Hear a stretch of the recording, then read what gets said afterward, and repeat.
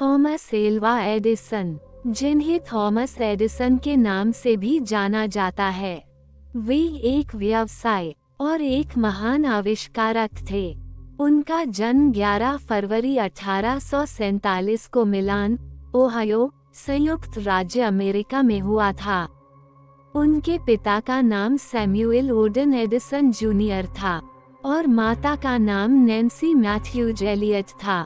Thomas Edison अपने माता पिता के 7 बच्चों में सबसे छोटे थे। उनके पिता एक निर्वासित राजनीतिक क्रांतिकारी थे और मां एक शिक्षिका थी। उन्होंने अपने बचपन का बहुत समय पोर्ट ह्यूरॉन, मिशिगन में बिताया।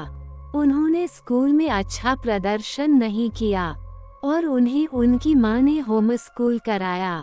रोचक बात यह है कि छोटे एडिसन को फॉर्मल शिक्षा के लिए केवल लगभग 12 सप्ताह ही मिले। उन्हें उम्र के अनुसार सुनने में कठिनाई हो गई थी, जो उम्र के साथ बढ़ी, और मध्य वर्षों तक वे लगभग बहरे हो गए थे। थॉमस एक उत्कृष्ट युवा आदमी थे, जो ट्रेनों पर सब्जियां, मिठाई और अखबार बेचते थे। एक दिन उन्होंने एक बच्चे को एक भागीदार ट्रेन से बचाया।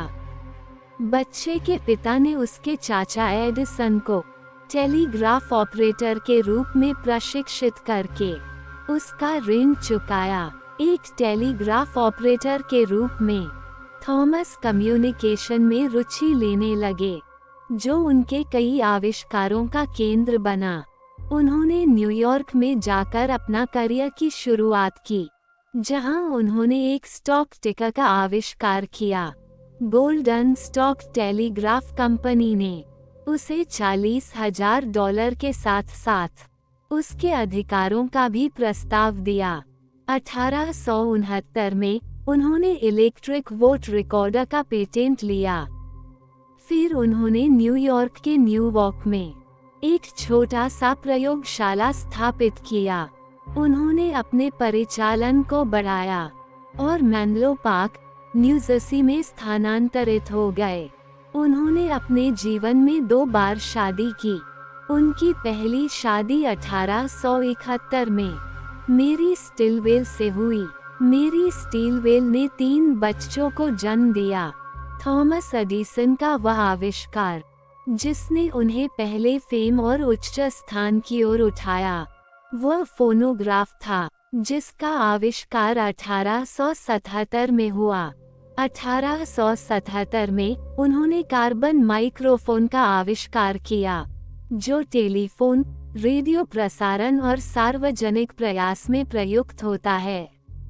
उन्हें प्राथमिक रूप से वाणिज्यिक रूप से व्यावसायिक प्रकाश का पहला व्यावसायिक अंधकारिक प्रदान करने के लिए श्रेय जाता है।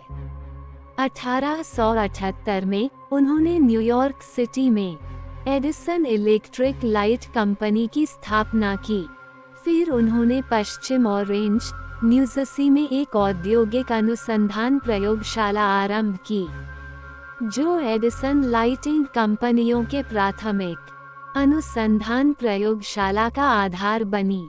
सदी के उलटने पर वह जल्द ही एक आविष्कारक से औद्योगिकरण और व्यवसाय प्रबंधक के रूप में अपने आप को परिवर्तित कर लिया। फिर उन्होंने एक उपयुक्त संग्रह बैटरी को विकसित करना शुरू किया, जो एक इलेक्ट्रिक कार को चला सकती थी। उनकी पत्नी की दुर्भाग्यपूर्ण मौत के बाद 1884 में उन्होंने दूसरी शादी 2 साल बाद मीना मिलर के साथ की। थॉमस एडिसन का जीवन एक प्रेरणास्पद यात्रा है, जो न केवल विज्ञान और तकनीक में आविष्कार करने में सफल रहे, बल्कि उनकी आत्मबलिदान और संघर्ष भरी कड़ी मेहनत ने उन्हें दुनिया के एक प्रमुख आविष्कारक और उद्यमिता के रूप में स्थापित किया। उनकी प्रेरणादायक कहानी से हमें ये सीखने को मिलता है कि सफलता का सूत्र मेहनत, आत्मसमर्पण और संघर्ष में ही छिपा होता है। थॉमस एडिसन का जीवन काल दिखाता है कि कठिनाइयों और समस्याओं का सामना करना ही सफलता की दिशा में पहला कदम होता है। उनका अद्भुत संघर्ष और सहनशीलता से भरा जीवन हमें ये सिखाता है कि हालातों की विरुद्धता में भी अगर हमारी मेहनत और आत्मबलिदान स्थिर हो तो हम किसी भी मुश्किल को पार कर सकते हैं। एडिसन के आविष्कारों ने समाज में बड़ा परिवर्तन किया और तकनीकी दृष्टिकोण से नई दिशाओं को खोला। उनका योगदान आज भी हमारे जीवन को सुधारने में है।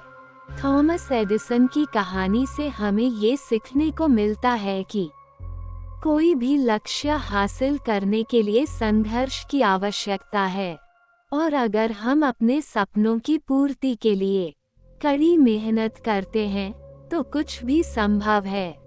ऐसे ही और भी कहानियाँ सुनने के लिए हमारे चैनल पवनिज स्टोरी को सब्सक्राइब करें।